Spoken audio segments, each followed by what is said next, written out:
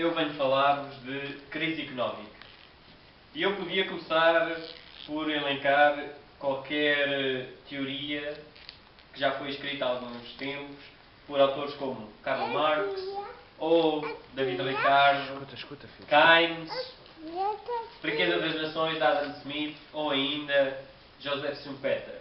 Mas vou começar por um livro ainda mais antigo do que esses. Eu bati na minha vizinha e pedi-lhe o livro, mas ela não estava, e então eu arranjei a Bíblia no formato novo, que é este. E ele começa assim. O faraó mandou chamar José, que foi trazido depressa do calabouço. Depois de se barbear e trocar de roupa, apresentou-se ao faraó. O faraó disse a José: tive um sonho que ninguém consegue interpretar. Mas ouvi falar que você, ao ouvir um sonho, é capaz de interpretá-lo. Respondeu-lhe José: isso não depende de mim, mas Deus dará ao faraó uma resposta favorável. Então o faraó contou o sonho a José. Sonhei que estava em pé à beira do Nilo, quando saíram do rio 7 vacas, belas e gordas, e começaram a pastar entre os juncos.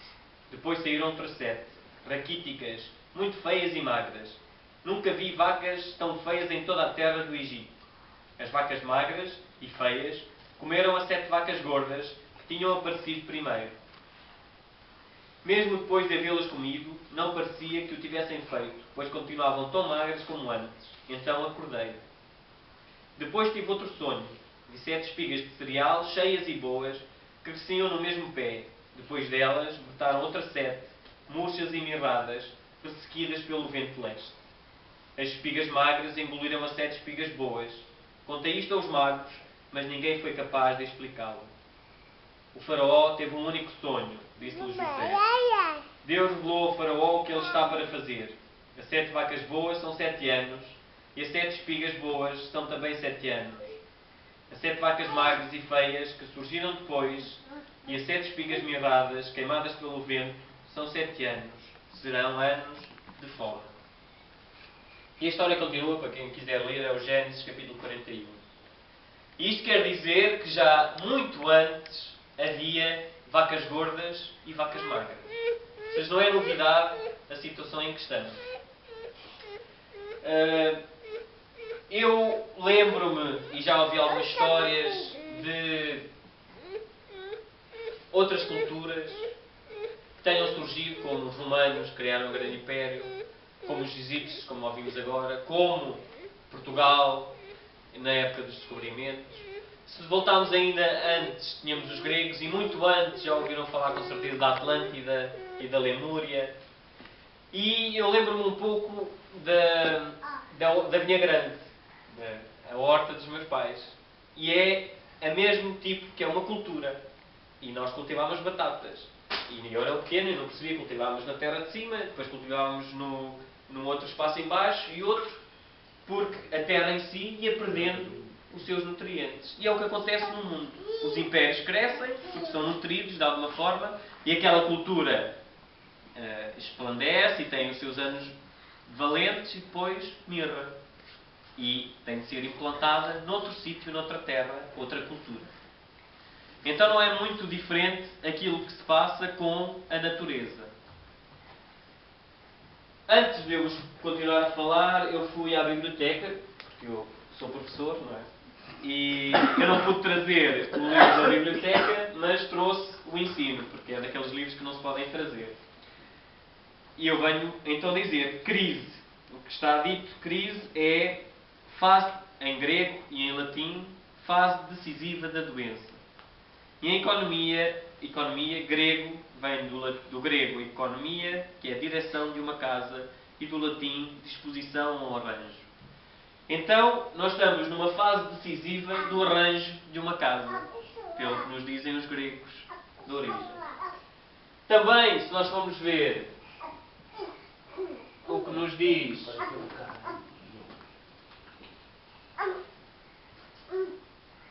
os chineses, eu tinha os chineses,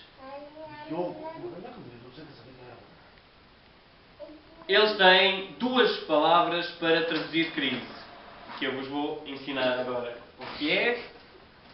Entretanto, ou seja, nós vamos percebendo que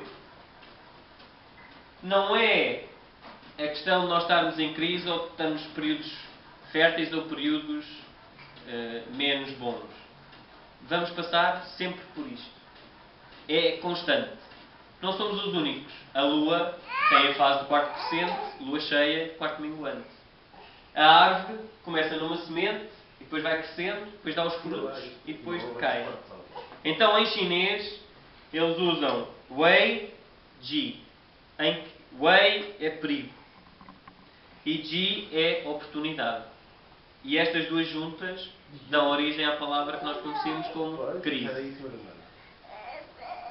Voltando à quinta da minha mãe, nós podemos pensar num ciclo ainda maior, porque há vários ciclos económicos. Nós podemos pensar num ciclo da vinha.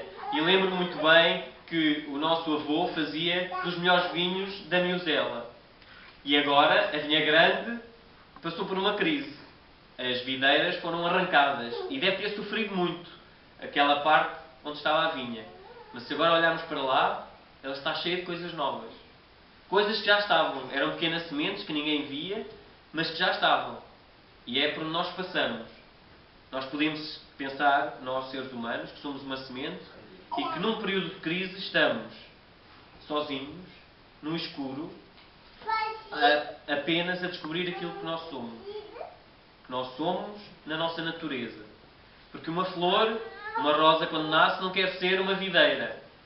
Então, neste período, nós estamos a tentar descobrir o que nós somos e à espera que venha um bocadinho do sol e de água para na primavera desabrocharmos como realmente nós somos. E é isso uma crise económica. Porque economia faz parte da vida como um todo. Não podemos separar a economia do resto da vida. Não há crise económica. Há crise. Nós é que só queremos olhar para um aspecto da vida, mas ela está ligada com todos. Então, só estamos à espera deste momento primaveril. Mais nada.